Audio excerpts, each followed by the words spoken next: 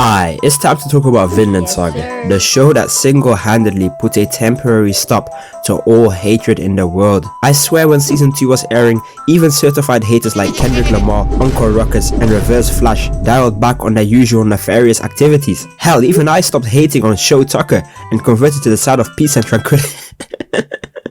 Nah, I'm playing, I still hate that guy. But you know, I'm not here to talk about that today. Today, I'm here to talk about season 1, and if people call season 2 Farmland Saga, I'll call season 1 Crashland Saga.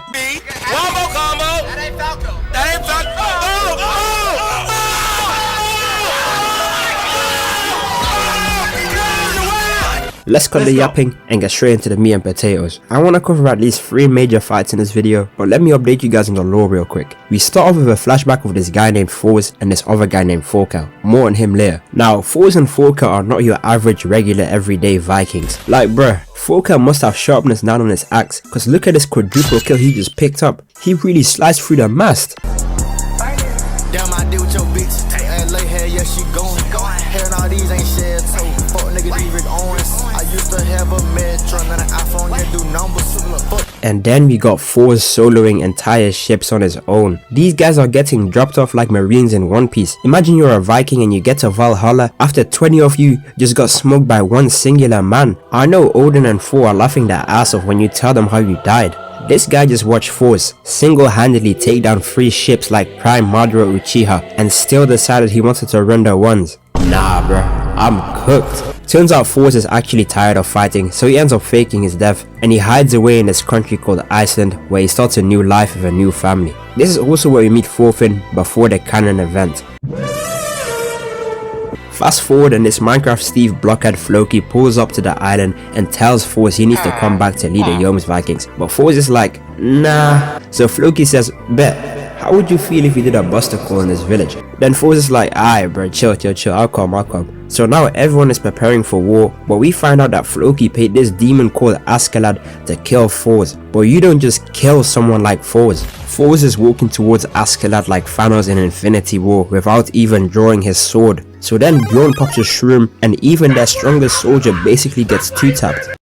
Ooh, that brother's floating in the air.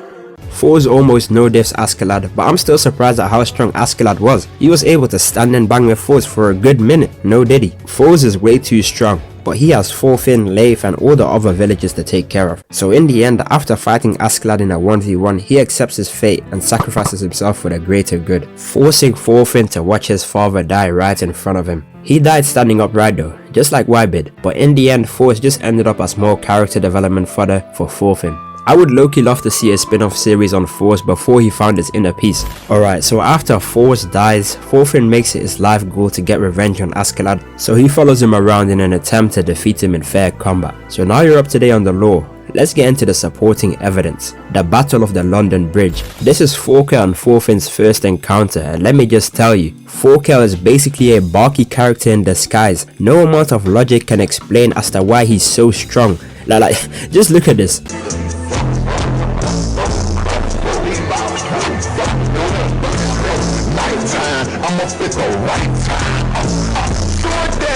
Thorkell is out here lifting the boulder Tanjiro took 2 years to slice in half and proceeded to toss it like he was playing dodgeball. And to make matters even worse, after doing some research, I found out that Thorkell's character is based on a real life person called Thorkell the Tall. You mean to tell me 1000 years ago, there was an 8'9" One Piece character roaming the seas of Denmark? There's no way! If I go out to battle and see this behemoth lumping boulders with 0 effort, I'm hanging up the armor and becoming a farmer. Thorfinn pulls up on Thorkell and without saying a word, they get straight to boxing.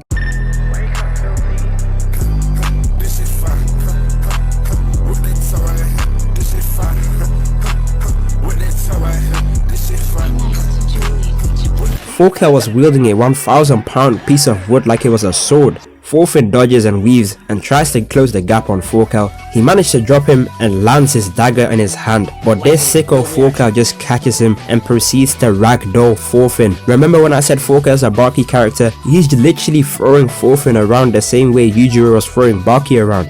Thorfinn slices his finger and escapes. It's fair to say it's currently 1-0 to Thorkell.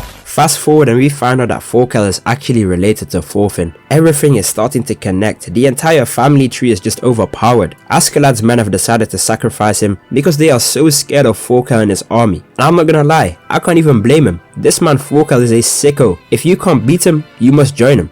Game is game. Askeladd thinks he's murderer and is holding his own against a solid 70 men. I will never understand how you can lose to one singular person like this. Just jump him. These guys are out here moving like Naruto and his shadow clones. Thorfinn pulls up on horseback to defend Askeladd from dying because he wants to be the one to kill Askeladd, and in turn basically becomes Askeladd's lackey and guard dog. Yeah, I think it was around this episode where I realized Thorfinn was drowning in so much vengeance. He didn't even realize he was being manipulated this whole time.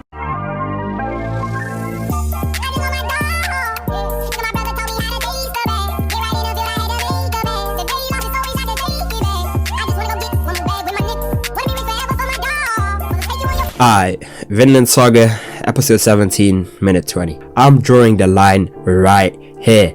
The boulder was already crazy, but you know, South Sule could probably do the same thing. Punching a horse on the other hand, this is beyond ludicrous. This is diabolical. I was, and I still am flabbergasted every time I see this scene. Look at this uppercut. This uppercut came from the depths of hell. This uppercut came from the nether. And even after witnessing that, Thorfinn is still standing there, unfazed. Thorfinn and Thorkell run up their second 1v1, and this has to be one of my favorite squabbles in the show.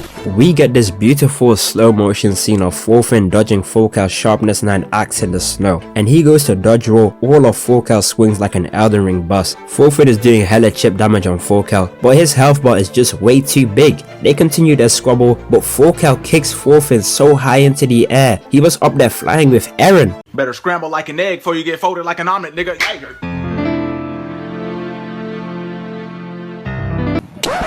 Yep, that's me.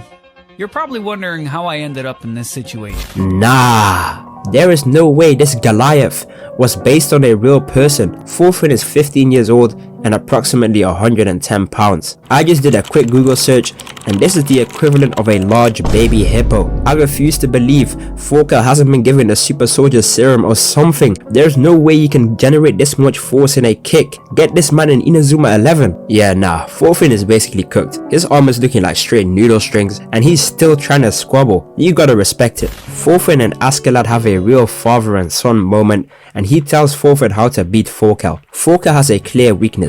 His chin. He basically got a glass jaw. But before Thorfinn and Thorkell run up their third squabble, we get a backstory where we find out that Thors bodied Thorkell without a sword, and that Thorkell is arguably a stronger version of the Thorkell we know today, and Thors one-tapped him. If that doesn't show you how much of a demon Thors was, then I don't know anymore. We go back to boxing, and Askeladd shines a light in Thorkell's direction to distract him, and Thorfinn lands a sidekick on the jaw, putting him out of commission. The giant has fallen, and that's the end of the Thorfinn vs Thorkell trilogy. Man, Vinland Saga was and still is peak fiction. Even those of you too smooth-brained to grasp the beauty in season 2 and later chapters in the manga, it's still just beyond amazing. The Vinland Saga has actually had such a positive effect on my life and I'm just grateful for that. Hey, that's the end of the video. If you enjoyed, please drop a sub and you can watch another one of my videos right here.